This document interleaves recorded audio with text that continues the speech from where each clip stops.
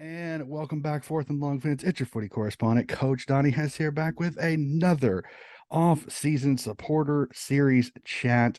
You know, it's the off season. We got to keep footy in the know. We got 3 months of this. So I love finding people to talk with about all the different clubs in the AFL. And today, ladies and gentlemen, I have a very special guest, somebody that I met on Twitter that I think is one of my favorite follows, not only because she is the fit check queen, but she is a huge footy fan. And I love talking with her. So let's get her on, Miss Marnie Cohen. Marnie, thank you for joining me today. Thanks for having me, Donnie. It's a pleasure. Awesome, awesome, awesome. So, I mean, it's a footy podcast, but I always kind of like finding out just a little bit about the person outside of the game of footy. So, just a little bit about you as a person outside of the game of footy. So I'm 28. I live in Melbourne, the home of AFL, arguably.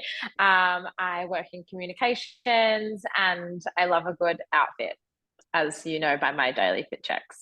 Awesome. I appreciate them so much. So let's get into it. It's a footy podcast. So I got to find out, as a footy supporter and fan, what is your favorite thing about the sport of football? I think it's the emotion of it that's probably my favorite thing. I've so many of my favorite memories are attached to football, in one way or another, be it when we were sitting in lockdown in 2020 and pretty much watching every game every weekend as like some sort of distraction away from what was going on day to day, or some of my fondest memories spent with my family revolves around football. So I think because it is such a big part of my life, I think it's the emotion attached to it and what just how attached you can be to it when ultimately it really is just a game. It can mean so much. So I think that's probably my favorite thing about it. Awesome, awesome. So let's go back into the time frame a little bit. Let's go back into that memory bank. Can you remember your earliest footballing memory? So it was probably the first game that I went to with my dad. It was in 2001, I want to say. We played Brisbane at what was then the Telstra Dome, and North got walloped. As probably the first 5 or 6 games I ever went to, North were beaten. Um, but that's sort of the first memory I really have of it, just kind of going, soaking in the atmosphere, and just kind of, yeah, really experiencing what football was for the first time. Fantastic. So, and you've kind of given it away a little bit for those that were not paying attention. Who's your club, and how did you come to support them? So I'm a North Melbourne supporter. My dad is a very, very, very passionate North Melbourne supporter. My mum's not a football fan, so there wasn't really a choice for me. It was sort of North Melbourne or bust, but um, I wouldn't have it any other way, to be honest. It's such a special thing to share with my dad and my brother as well. The three of us go to pretty much every game together. And so, yeah, it's great. It's definitely, yeah, it can be challenging at times being a North supporter, but I definitely wouldn't have it any other way. I appreciate that because as a person that lives over here in the States, and we have very fickle fan bases, we have a lot of people that have they constantly will change sides. Like they're a player fan more than they are a team fan. So I see it all the time. Like when Tom Brady went from the New England Patriots to the Tampa Bay Buccaneers, I can't tell you how many people I saw, they were rocking the Patriots stuff, but as soon as Tom Brady moved, now they were Bucks fans. It was like, really, really. So I appreciate your support of that. In fact, I'll go off of that just really, really quickly. Have you ever wavered, especially with some of the down seasons, unfortunately? Have you ever wavered as a North Melbourne supporter? I've never wavered, so to speak. It's obviously 2020 and 2021 was quite difficult because North weren't doing so well, and then I wasn't able to go to the games. So that definitely made it challenging. I've never been a supporter other than a North supporter. I did live in Perth for 18 months, so I naturally gravitated towards Fremantle and West Coast because we'd go to Fremantle and West Coast games. But otherwise, I can't say that I've ever spat the dummy on North. I absolutely love it. I love it. Um, So we'll rewind just back a little bit. So you said your father's a massive North supporter. Did he really give you the ultimatum? Like I've heard this, I don't know how good these stories are. The ultimatum of you're a North supporter or you're leaving the family. It wasn't, nah, not an ultimatum. I guess because I would go to the football with him, it was just a natural thing. Like we're a Hmm. North Melbourne family. It's not that if I ever turned around to him and said, "Hey, I'm going to go for another club," I don't think he would ever, kick me out of the family, so to speak. But I also just never really had that urge to genuinely support another team. I think when you're like 6 or 7 and you're surrounded by Essendon fans at school who, won a premiership in 2000 or, this or that, and there are other, you've got friends who support more successful teams than you. Obviously, there's that natural, oh, yeah, I'll just go for so and so team now and I'll just change teams. I've never genuinely jumped the fence. I've always been a North girl at heart, for sure. That's absolutely fantastic. Love that. So staying strong, absolutely love that. So we'll stay with it. Can you remember the first kangaroos item that you ever were given or bought? I was trying to think about this when you sent me the questions. I not really, to be honest. I don't. There is a photo of me as a 2-year-old holding up the 1996 WEG Premiership poster. But that's I don't remember that. I've just got that photo in our house somewhere. But so I can't. It would have been a scarf or a jumper of some sort or a badge, but I can't remember exactly what the first item was, Yeah, everybody's different. I've had a if I'm onesie. honest. I remember. Well, I remember there was a couple last year there was a Geelong girl that she had a onesie that she had as a kid, and she still has it. She plans on giving it to her child when she has one. So there's always I love interesting that. That's ones. amazing. There's old school scarves I've seen. A friend of mine, Melbourne supporter, who was like in the 50s. She got like an old scarf that her father had. So those are really cool. So I love the stories about all the different things they possibly could get. So I'm one of those. I'm a diehard. I will get up early to watch the Swans games. I know I'm an American, so it takes a whole different breed to do that. So describe to me your fandom of the North Melbourne Roos. Are you someone that when they lose, you need to have your space? Are you can you get over it, or just are you one of those you live and die of every day through the Roos? Yeah, I definitely live and die by the sword, so to speak. I think especially now being back in Melbourne and being able to go to the games, when we do play in Melbourne, it adds for me, it adds a whole nother level of connection to the game. I've grown up always going to the football. I've never been one like my family, my dad, I should say, is not really someone who's ever just like rather sit at home and watch the game. Like if we're playing in Melbourne and I'm in Melbourne, I will go to the game. Like there's no that football always comes first in our family. Football is the religion, is the main religion. So for me, yeah, it's very much like I get very emotional if we lose. I'm on like cloud nine if we win. Like when we beat Richmond later in the 2022 season, like that was literally the best night of my life. I genuinely felt like we'd won a premiership. It had been so long since my dad, my brother, and I had gone to a win together. So it was really, really special. So yeah, it's definitely, I read up about it every day, and I'm on a North Melbourne podcast. So I'm definitely fully immersed in it.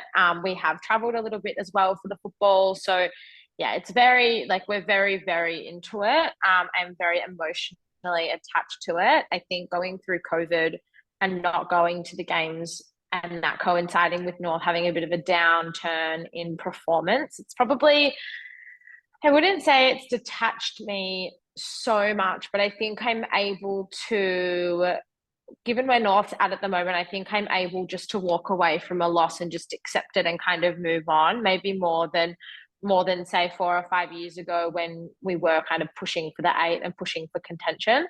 But I think as we do start to rise back up the ladder, hopefully I'm manifesting it, then I'm sure that emotion will come back into it, come back into it like it used to be. I think it's always going to be there. I think it'll always be in me. I just think that, and my love and dedication to the club is no different, regardless on how we're playing and how we're doing. I'll always support them and I'll always be very passionate. But I think maybe my own personal emotion and my own reactions maybe will change slightly depending on, where the next few years takes us. And it makes sense, and it's for everybody. They handle everything differently. Like the funniest part about fandom is there's no perfect way to fan, and I love that about it because you can do it your way, how you want to do it, and I think that's absolutely that's magnificent there. So well, I want to get this before we start talking about this last season. Most memorable moment as a Kangaroo supporter so far. The 2014 elimination final. And I think anyone, see, I'm not old enough to remember the 1996 and 99 premierships. So I was 2 and 5. So when those happened. Um, so I don't remember them so much. So I think that 2014 elimination final is probably the closest, I think, feeling we've ever had to that level of success. The 2015 elimination final was just as good because 2014 came first, and I think it was an unbelievable game of football.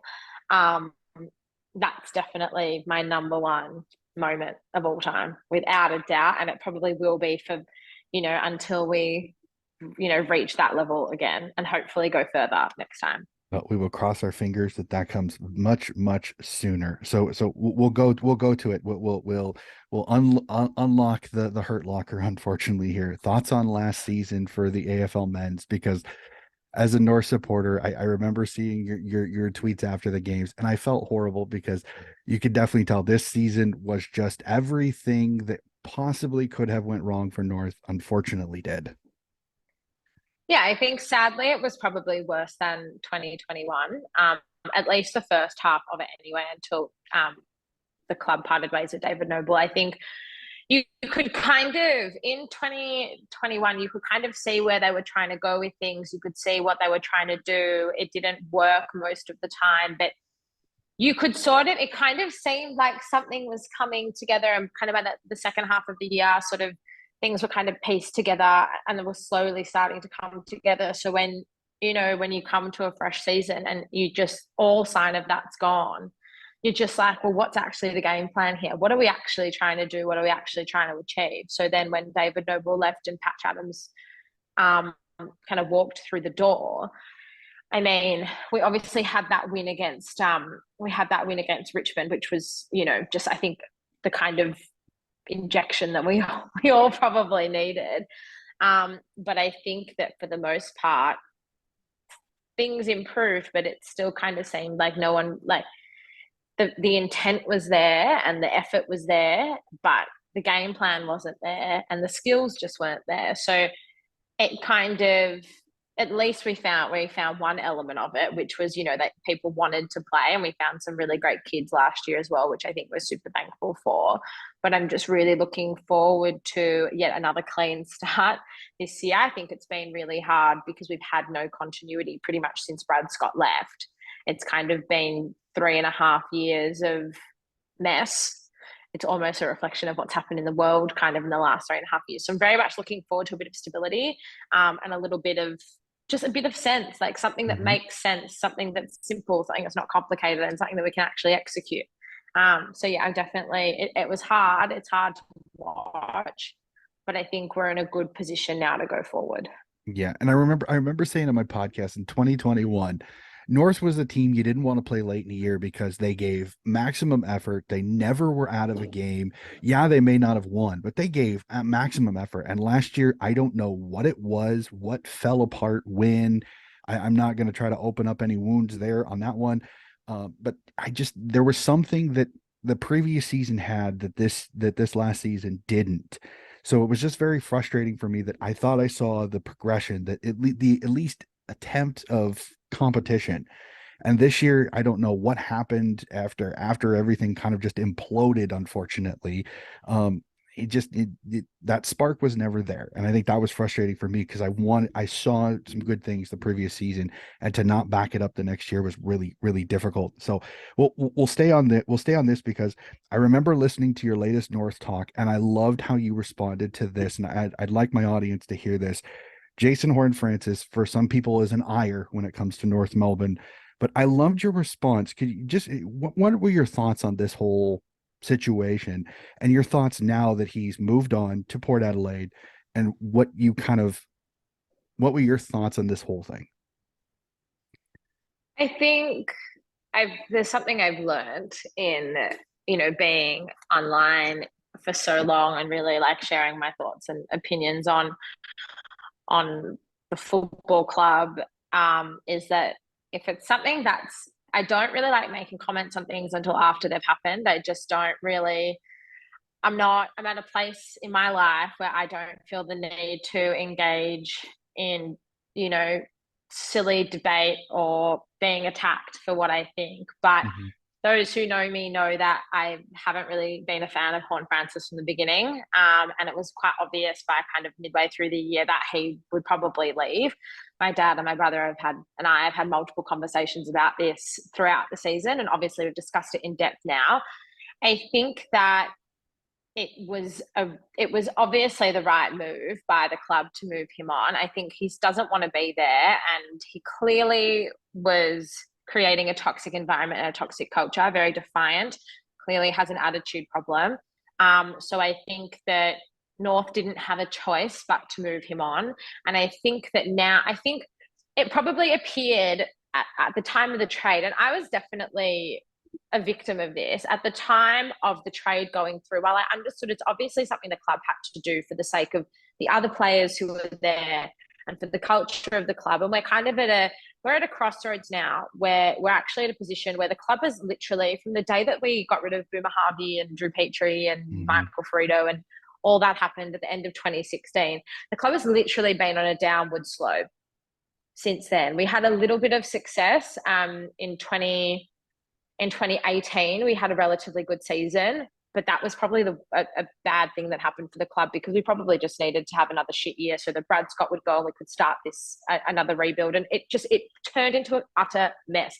It turned out worse than I actually could have predicted. Mhm. So when Clarko came on board and when the club announced that he was coming on board as coach, it actually really felt for the first time since that moment in 2016 when maybe the club's actually going to start turning things around.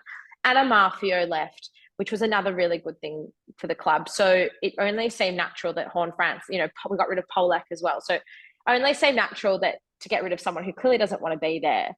And when he left and we got the return of a future, Port's future first round pick and picked 2 and 3 for the 2022 draft, it kind of seemed, oh, that's all we got in return for someone who's supposedly a generational player. But then you look at it now, we're sitting at the end of the draft. North had a really good trade period. They had a really good haul in the draft. And it kind of thinks, you kind of sit here now and think, well, you've got people who are excited to be there. You've got people who want to be there. And you've got people who want to contribute to the club's success. And at the end of the day, no matter how talented a player is, if they're not going to work hard, talent's only going to get them so far. And if they're not going to work hard, then they're never going to really live up to that talent and that hype and that expectation that's put on them. So I wish Jason all the best. I wish Port Adelaide all the best. But whether they're going to get the best out of him, that's ultimately going to be up to him. And for North, I think we took a really big step forward for our culture and for what we want the club to be, and we want people who want to be there at the end of the day. And I'll always stick by the club, knowing that it's the right decision for the club. And I really commend their handling of this situation. Yeah, absolutely, absolutely love that. That's absolutely great. And I loved how you responded with that. I thought that was very, very, very, very classy, very, very understanding. And I absolutely think that I think you did very, very well. Right now it may seem like early days, but I think that with the young kids that you got, in fact, that's actually a great transition. You talked about it on your podcast, and just a little bit there is that I think your draft haul and your off season, I think, has been really, really well. How excited are you for Harry Sheasel? And then I'm brain fading on some of your other picks on here. How excited are you to see them in North Melbourne blue and white? Yeah, really excited. So obviously Sheasel and Wardlaw, they came in at pick 2 and 3.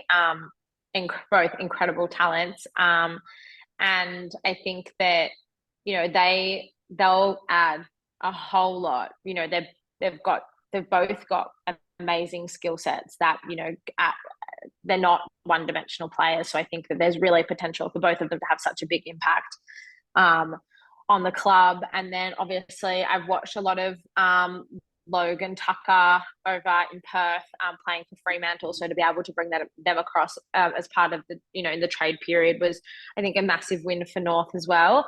And then obviously the romance around Cooper Harvey, coming to North after Boomers, arguably one of the best players that's ever pulled on the jumper for us. So I think the whole thing was just really, it kind of capped off what was kind of the beginning, the new beginning for us. And I think that we did an amazing job. And I think I'm willing to be patient. I probably haven't always had that patience because I've never really, the whole time I've supported North, there's never been a period where the club's really struggled. I've always been quite fortunate. We've always been sort of in that 6 to 10 kind of bracket, give or take a few seasons. One season we finished in the top 4, a couple we finished in the bottom 4, but otherwise we've always kind of been in that mix. So I think I'm really excited. I can kind of start seeing the pieces of the puzzle kind of coming together.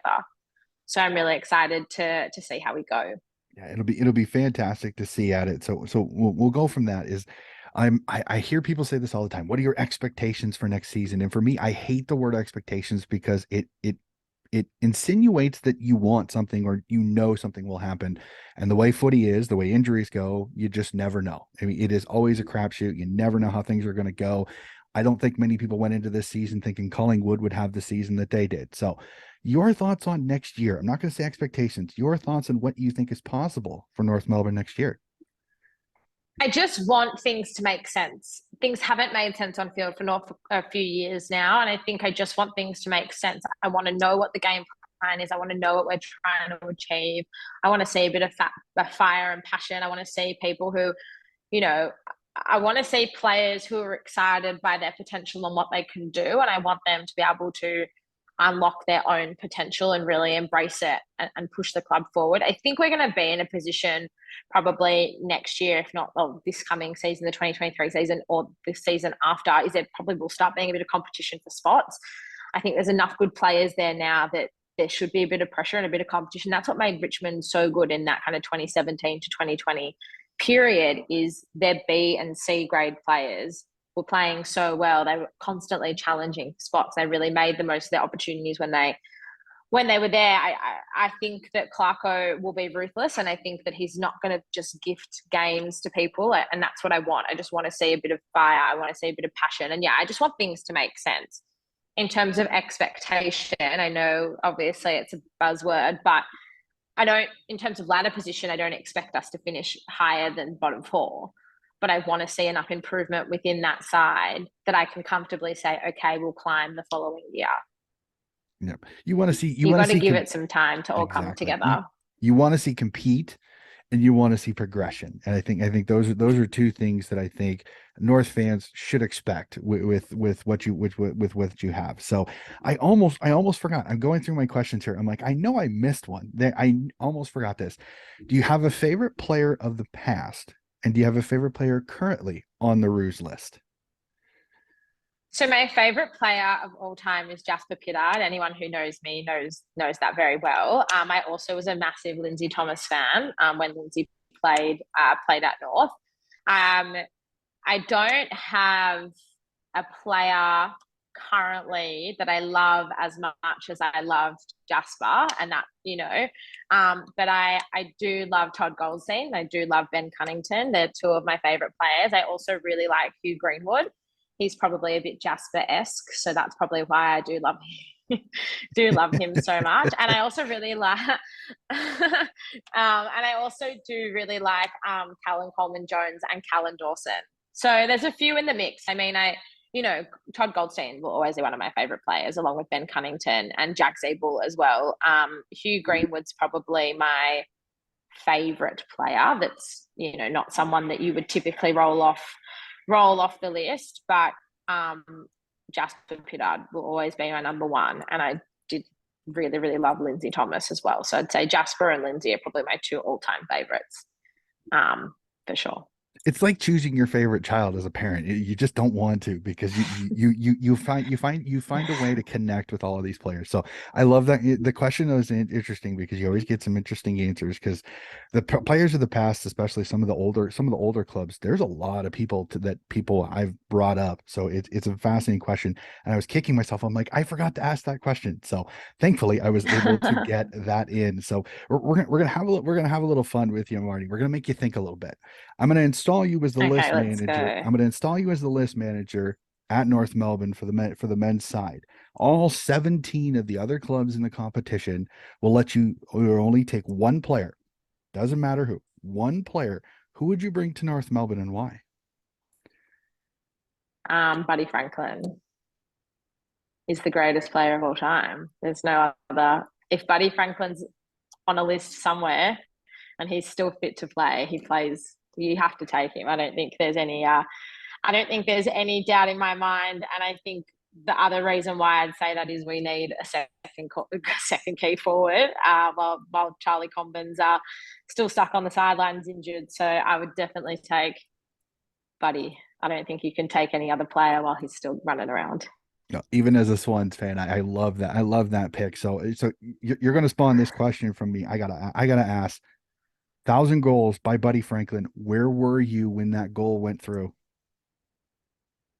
I was at the kitchen table at my old apartment in Perth, watching very closely. It was a very special moment. I've got to say, I love Buddy. I've always been a big Buddy fan. So to see him achieve that was just amazing, and to actually just see any player achieve it. Obviously a few players hit that milestone in the 90s, and I'm a big fan of the decade that delivered. For those who haven't seen that video, it's magical. I highly recommend adding that to your watch list. And I've seen it. I've seen it with Jason Dunstall. I've seen it with Tony Lockett, Gary Ablett. But to actually watch it, in real time is just phenomenal. I wish I was there. I think most of us do. So yeah. Well, I'll tell you that I'll tell you this. As a Swans fan, I had to watch it, and the game started at I think it was 4:45 a.m. my time, and I always get up for the games. I'm crazy like that, and I work early in the morning, but I was working at home that week, so I had my iPad at my workstation, and when that goal went through, because it's so early, I can't yell, I can't scream, I can't do anything crazy. So I'm pumping my fists to the side, but I can't make any noise. I'm in a condo. I don't want to wake my partner up. I don't want to wake anybody else that's in the area. So it was the most surreal thing for me to celebrate, but to be completely silent. And I had mates who were actually at the game. I got videos from my Facebook Messenger. I got tweets at me. So I have tons of videos from that. So it was an incredible moment.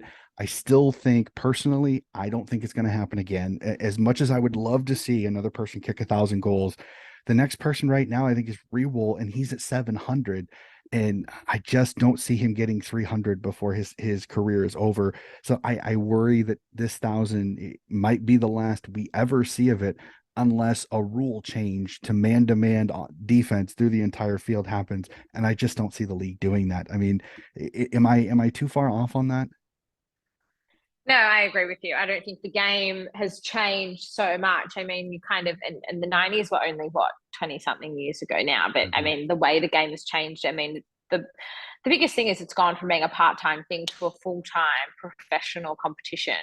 And so we don't have those traditional key forwards anymore. The game demands so much more from you. You have to be so much more athletic. It's not as simple as the ruckman tapping it down to a midfielder and then the midfielder kicking it into the forward 50 to their key forwards. And I think, you look at a player like Scott Cummins, right, who played in the 90s. And I mean, no one who has the physique of Scott Cummins would ever be recruited now. And I will Mhm. happily go on record to say that because I really don't think that, a slightly chunky key forward is really going to be drafted ever again because the game's changed. You need to do so much more than just sit in in the forward pocket, or sit in the forward line and just take marks and kick goals. The game demands so much more now because it is so much more athletic, and it's so much more physically intense in a different way than what it was 20, 25 years ago. So I agree with you. I don't think we'll see another 1,000 goal haul player again. I also don't know if we'll ever see a 400 gamer again. So we'll have to wait and see. I'm Yeah, happy to be proven wrong though, but you I want to just be can't wrong. see it happening. You want to be wrong, but you just the gut feeling, yeah. And it's also I've seen highlights of Plugger Lockett, and I'm like, if you look at Plugger Lockett and you tried to put him in today's AFL, it just would not work, yeah, unfortunately. And Plugger was a great player. I mean, but he was the goal square guy. He stood in the goal square. That's all he did. And then he let out, and he let out strong, and nobody could get by him. So I completely agree with you. Absolutely, completely agree with you on that one. So I gotta ask this question because this sparks some debate amongst some. You're a Melbourne girl. So we had two grand finals outside of Victoria in 20 and 2021. And I started hearing journalists start talking about, should we look at potentially making the grand final a traveling grand final, a little bit like the USA's Super Bowl. I'm one of those. I'm interested in the debate because I know everybody's got a different opinion on it. There's I know the MCC's got the massive contract, so I'm not saying this is anytime soon, but it's interesting to hear people's opinions, thoughts on, would you be okay with a traveling grand final, or are you kind of, it must be at the MCG, we must at least hold on to some tradition in the game? Well, I was at the 2021 grand final in Perth because I was living there at the time. So I was there, and it was absolutely outstanding. Optus Stadium did an incredible job. The Having it there and having it twilight, it all just really worked. But that's the kind of stadium Optus is. Optus is one of the most incredible stadiums, I think, in the world. I mean, to be fair, I haven't been to too many sporting events outside of Australia, but Optus is an incredible ground, and it's incredible ground for watching football, in particular at night. I've been to quite a few night games there and twilight games there, and it just it's got a great atmosphere. Having said that, it just didn't feel like a traditional grand final, and I think that as well. Like, I don't know, it's maybe I'm reading it wrong because I'm a Victorian and there's the whole Vic bias, and obviously, do I think that the AFL revolves around pleasing Victorian clubs? Yeah, probably do, to be honest. But I've lived in Perth and they are football mad there, but Perth's on the other side of the country. I've lived in Sydney and no one cares about football really in Sydney that much, to be perfectly honest. I think that I think there's almost a romance about your team. If your team's not in Victoria, you're not a Victorian club. It's the romance of flying down for the grand final, and it's making the weekend of it, and it's the walk to the G, and it's kind of, maybe that's not correct, and it's not really something it's a fortunate position to be in that I've never had to think about it because I am Victorian. I live in Victoria. And one of the two seasons where the grand final wasn't in Victoria, I was living in the state where it was played. So I went. But I don't know. For me, it just seems like there's a romance attached to going to the MCG, to going to Melbourne for grand final week. I mean, the atmosphere of Melbourne on grand final week is incredible. And there was an element of it in Perth in 2021, but it wasn't quite the same as what it is in Melbourne. So I don't think we'll ever get a rotating grand final, to be perfectly honest with you. But again, if I'm correct, if I'm stood corrected, then I'm also okay with that. If my club were to make a grand final and it was outside of Melbourne, I would be there. You know what I mean? So Mhm. I think so then I think, well, if someone who is a West Coast, I'm using West Coast as the example because they've been kind of the most successful interstate club of recent times. We think of Sydney from this year or whatever. If you're a diehard Sydney fan, you will make yourself available to be in Melbourne for that grand final. So that's like, I would make myself available to go wherever North were if they made the grand final and it was not in Victoria. So that's, for me, that's how I see it. Obviously, there'd be people who wouldn't be as fortunate as me to be able to travel. But you could be in Sydney and Brisbane could finish on top of you, and then the Swans play Brisbane and Brisbane in the grand final. So, it's Hmm. yeah, I don't know. It's an ever evolving debate, I think. But that's for mine. A straight answer is I can't see it being played outside of the MCG unless we had circumstances like we've had in 2020 and 2021. Hmm. That's just my honest opinion, though. No, there's I've told a few people during that discussion. I don't think there's an honestly correct, perfect answer because it's one of those where again, the 50-year contract, it kind of it hand ties the entire thing. I don't think it's gonna happen. Again, we're 50 years from now, who knows? I mean, we got the Tassie license, so how is that gonna go? Different things like that. But I mean, in Sydney is a very weird one too because of their connection at South Melbourne. So there's a lot of Victorian Swans fans that are still South Melbourne fans. So it's a very different dichotomy. Because I remember asking a friend of mine, I'm like, how excited are Melburnians going to be if it's a Gold Coast Suns GWS Giants grand final? I know it's pie in the sky, but it's I asked that question, they kind of went, oh, because it's one of those. I think there's almost this assumption sometimes that a Victorian team's going to be there, and I again, there's nothing wrong with that. Again, there's 10 teams there, so there's a high possibility it can happen. But what if that were to happen? How would the grand final look that particular year? So it'd be fascinating to see that. But it's a fun question to ask because everybody kind of has a different opinion on that. So we'll actually go to this year. They've just announced just recently the gather round, a lot like the NRL's magic round in SA this year. So what are your thoughts on it, and do you plan on going to SA to see the North Melbourne play over in SA? I'm not going. It's a sham for North supporters. You've got Magic Round where the purpose of it is to be able to go to 3 or 4 games on one day, but North's playing in like barely something that's suitable to be a training facility an hour away from the rest of the action.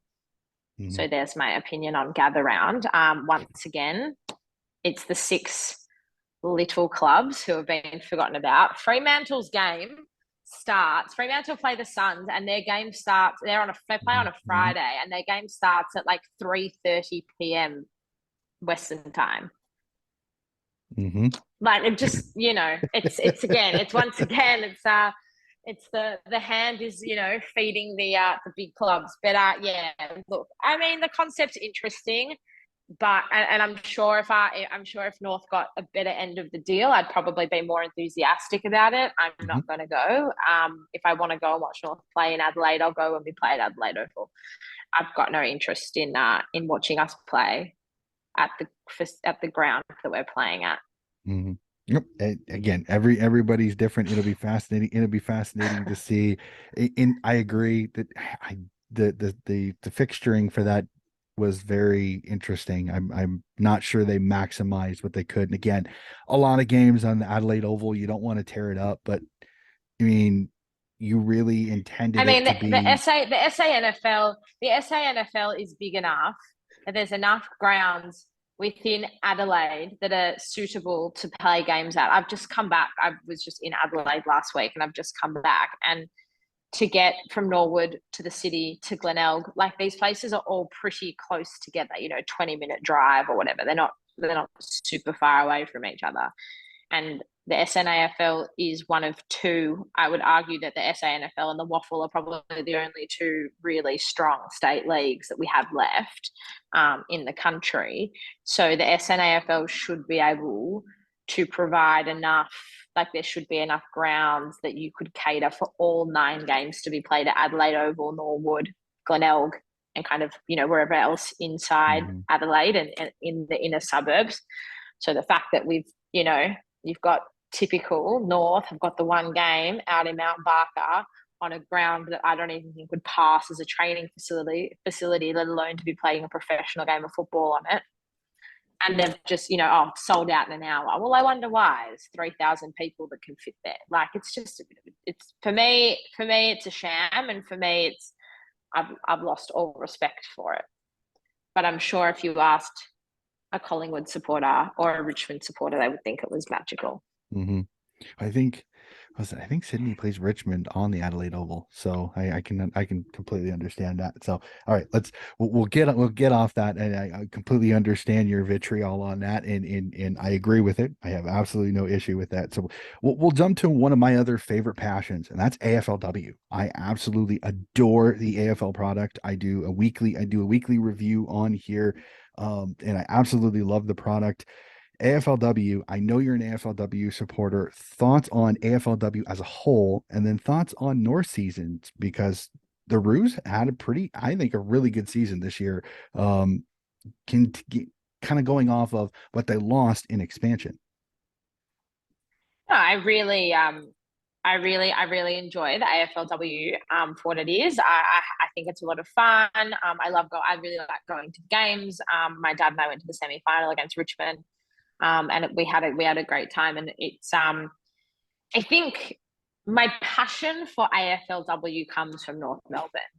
It doesn't come from being passionate about the league. It's not to say that I don't enjoy it. It's not to say that I don't care about it, but I think I only really became genuinely interested in it when North entered the competition. And that's just being honest. Because for AFL, the men's competition, while I will sit down and watch a game on a Friday night, my passion comes from being a North Melbourne supporter. And I think when I lived in Perth, that's probably why I became so invested in Fremantle, because it gave me a purpose, another purpose for enjoying the sport, not just enjoying it for what it is. So, uh, having said that, a very big element of being a North Melbourne supporter for the AFLW is that we have a really good team. We've got some really good players. And I do really enjoy it. I think we had a great season. I think we've kind of found, I think we did take a bit of a hit in when the expansion, that next round of expansion teams came through. We lost some pretty key personnel, but I think we recovered really well from it, because I think we've probably for the first, it's hard. I think for, you know, 20 for the two seasons that were in 2021, I think we found the best balance that the teams ever had. But then on the flip side, and I think that's why we were able to recover from the losses in the second season in 2021. But then on the flip side, we also rely very heavily on Jasmine Garner. Um, she's a super talent. So and you want to utilize her where you can, but it can't just be, we have to, I think we did look a little like we were able to kind of, in that semi-final against Richmond, I'm just thinking about that game because I was there and I obviously watched it so closely. We were kind of able to find other avenues out of trouble and when players needed to step up. She wasn't the only player that stood up, but she was the one who led the charge. So I think we have I think we've got a good balance in our team, but at the same time, and that's why we're able to recover, but at the same time, we also definitely rely too heavily on her. And I think that's something we need to address before the next season starts. It'll be very interesting. I'm fascinated to see how the North Melbourne go because again, when you have Jazzy Garner, you have Emma Carney, you have some absolute elite level superstars there. There's it's hard to find two that are as good as those two in the league. I'm very interested. Really quickly, there was a ton of the drama about that game, and you got to go. Um, what do you think the atmosphere kind of dwindled a little bit because Richmond had to have it at Punt Road and there was only 2,800, I think, were there? Or do you think the game, it still had an atmosphere, though the crowd was a little bit smaller than I think some people wanted? No, it still had an atmosphere. It was definitely, it could have been better if there were more people there, but the North supporters were quite vocal, which was nice, especially because the game did go so heavily our way in the end. They definitely should have been open to relocating the game, though. And ultimately, it came back to bite them in the bum, because not only were there not really many people there, but they ended up going down by 6 goals. So, you know, the karma train got them in the end in a very satisfying way, might I add, being a North supporter. I was, yeah, pretty And after a few technical difficulties, we will hop back onto the interview. Marnie is back. Darn the phone overheating, not a problem at all. So we jump back where we stopped at the last one. Do you have a favorite AFLW player currently on your list? I love Talia Randall. I think she's amazing. Again, it's the same thing with the men's. I love Jazzy Garner. I love Emma Carney. They're like two of my favorite players, but I want to give you a bit more of a creative answer. So I love Talia Randall. I love the way she's been able to develop and grow, especially since she's moved into the forward line. I love her energy as well. And she's just got so much spunk about her. And it's the excitement factor every time she kicks a goal. It's like the first goal she's ever kicked, like super excited, very much a pump up player. So yeah, I love Talia Randall aside from the obvious in Jazz Garner and Emma Carney. Great. Definitely Talia would be my number one. Absolutely fantastic. So we'll get to some of my fun questions. I love the last three questions I always ask are a little bit fun for me because, as I've told a lot of people on this podcast, I have never been to Australia. It is my bucket list thing. I'm going to get there. I want to get to Sydney. I want to get to Melbourne. I want to see games at the SCG and the MCG. So I'm doing some research. I'm writing down some of these answers because I want to know. Americans, we love our food. We love our food at sporting events. So I asked this question: what is your go-to food at the footy? I don't eat at the football. Not a problem. You aren't the I'm first so person to say that. sorry. I'm too nervous to eat at the football, so I'll usually have a coffee or I'll have a diet coke, and then I won't eat I won't eat for the game. I get too nervous. Not a problem. I think Blue Abroad, when I talked to the Blue Abroad podcast host Terry Degani, he said the same thing. He's like I can't. He's like I get a drink of water, I get something, so then I can keep it to where I can yell enough, but I can't eat. He says I have to focus on the game. So you are not the first person to say that at all. So not a problem. So when you go to the game, where is your ideal place, like your perfect place to watch the footy at? My perfect place is our old seats when we were North. So we used to be North Melbourne club members. We're now AFL members. When we were North Melbourne club members, we'd sit aisle 34, like two or three rows from the front. This is at Marvel I'm talking about as we play most of our games there. Um, so that's my ideal. But we're now AFL members. So we sit on the other side. So it's between aisles 7 and 10 usually. And if I can be, I like to be up the front, bottom level, um, in the front row. That's my ideal, just to be right in the thick of the action. I need to be as close to the ground as possible. Yep, everybody's different. I've said some people have said second level. I've said some people they have to be in the um in the supporter section. So everybody's different. I'm trying to get the best gauge of where the favorite one is. And this is my favorite because as a footy head, as a footy lover, I love finding out about all the different games. Everybody's got a favorite game of footy you have ever seen. Live, television, doesn't matter. Favorite game of footy you have ever seen. Oh, I've I have a few. I think the 2014 elimination final is probably all in all my number one football memory. But if I can add a few others in there, Boomer Harvey's record breaking game was pretty spectacular. The first grand final I ever went to was the 2012 grand final, Hawthorn versus Sydney, and it was definitely one of the best grand finals I've ever been to as well. Donnie, I'm sure you know that one very well. Mm-hmm. Um, so that was definitely one of my favorites. They'd probably be in my top three, and then I guess the others are the four North Melbourne premierships. I've watched all of them, obviously, just on DVD, but they're probably like my other four favorite games. I'm not old enough to remember any of them. I wasn't alive when two of them were played.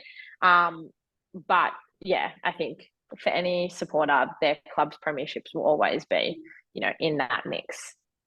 Everybody's got a different one. I even had a local club one time as an answer by somebody. So everybody has a different. So this is I just love hearing the different answers. In fact, one time I had a talk. We were literally going over grand finals we had talked about. So I love this discussion question because anything is possible. So, ladies and gentlemen, that is going to do it for my questions. Marnie, another fantastic chat. It is great to actually get to talk with you. This has been fantastic. Yes, we had our little hiccup, but you know what? You have to be flexible when it comes to podcasting, so it is not a problem. So thank you very, very much for joining me. Please relay to the North Talk people. I love the podcast. I plan on staying subscribed to it. I think it's a great podcast. I would love to work with all of you guys, maybe to do maybe a North preview later on in the year, if that would be up for it. And if you would ever like to hop back on for a men's review or even a women's review, I'd love to have you. Definitely. Thank you so much for having me. I've had a ball. Always love talking North. So anytime, I am your girl. Absolutely fantastic. I will keep that written down. Ladies and gentlemen, this has been another off-season supporter series.